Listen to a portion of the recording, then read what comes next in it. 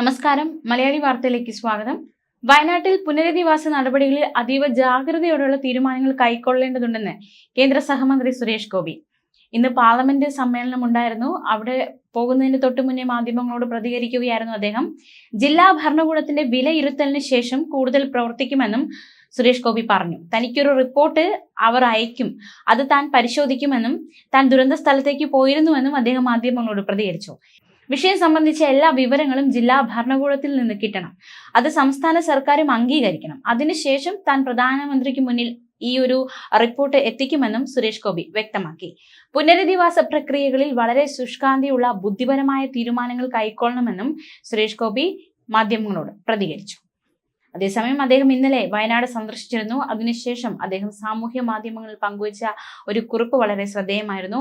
ആ കുറിപ്പിന്റെ സംക്ഷിപ്ത രൂപം ഇങ്ങനെയാണ്: വയനാടിലെ ദുരന്തത്തിന്റെ ബാക്കിപത്രമായ അവശിഷ്ടങ്ങൾക്കിടയിൽ നിൽക്കുമ്പോൾ ഹൃദയം വേദനിക്കുകയാണ്. അടുത്തിടെ ഉണ്ടായ മണ്ണിടിച്ചിലിൽ നിരപരാധികളായ കുട്ടികൾ ഉൾപ്പെടെ നിരവധി പേരുടെ ജീവൻ നഷ്ടമായി, നിരവധി പേരെ കാണാതായി. സങ്കല്പിക്കാനാകാത്ത ദുഃഖത്തിന്റെയും നഷ്ടത്തിന്റെയും അവസ്ഥയാണിത്. കാണാതായ കുടുംബാംഗങ്ങളെ ഇപ്പോഴും തിരയുന്ന ആളുകളെ കാണാൻ സാധിച്ചു. പ്രിയപ്പെട്ടവരെ നഷ്ടപ്പെട്ട കുടുംബങ്ങൾക്ക് അനുശോചനം വാക്കുകളിലൂടെ പറഞ്ഞാൽ ഒന്നുമാകില്ല.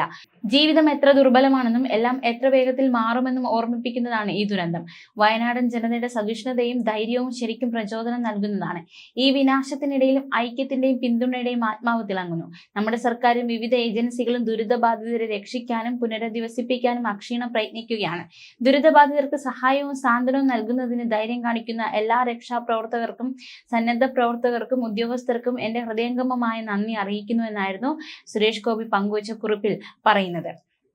എന്തായാലും അദ്ദേഹം കഴിഞ്ഞ ദിവസമാണ് ഈ വയനാട് സന്ദർശിച്ചത്. വേണ്ടുന്ന രീതിയിലുള്ള പ്രവർത്തനങ്ങൾ ഉണ്ടാകും എന്ന് തന്നെയാണ് കേന്ദ്രമന്ത്രി വ്യക്തമാക്കുന്നത്. എന്തായാലും മുഖ്യമന്ത്രിയുടെ ദുരിതാശ്വാസ നിധിയിൽ വയനാടുമായി ബന്ധപ്പെട്ട് നിരവധി സഹായങ്ങളാണ് താരങ്ങൾ നൽകുന്നത്. പലയിടത്തു നിന്നും സഹായങ്ങൾ എത്തുന്നുണ്ട്. പല പ്രമുഖരടക്കം വലിയ രീതിയിലുള്ള തുക സംഭാവനയായി നൽകുന്നുണ്ട്. അങ്ങനെ ഒന്നിച്ചു ചേർന്ന് ഈ ഒരു അപകടത്തിൽ ദുരന്തം നേരിടുന്ന വയനാടിനെ നാം എല്ലാവരും ഒന്നിച്ചു ചേർന്ന് കൈപിടിച്ചുയർത്തുന്ന കാഴ്ചയാണ് ഇപ്പോൾ കാണുവാൻ സാധിക്കുന്നത്. ന്യൂസ് ഡെസ്ക് മലയാളി വാർത്ത.